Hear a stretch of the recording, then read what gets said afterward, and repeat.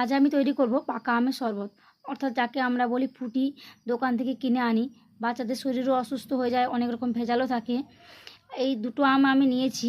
আমগুলো আমাদের গাছ থেকে পড়েছে, পাকা আম। ছাল ছাড়িয়ে মাইটা বের করিয়ে আমি মিক্সিতে পেস্ট করে নেব।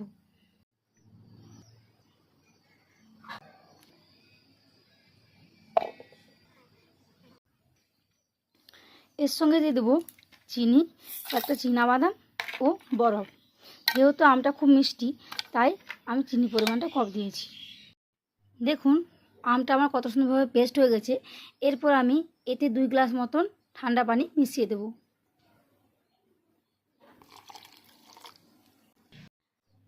দেখুন বাড়ির আম দিয়েই আমার কত সুন্দরভাবে তৈরি হয়ে গেল 2 গ্লাস ফুটি। আর বাজার থেকে কিনে আনতে হবে না, যতদিন অন্তত গাছে পাকা আম রয়েছে বাচ্চাদের জন্য।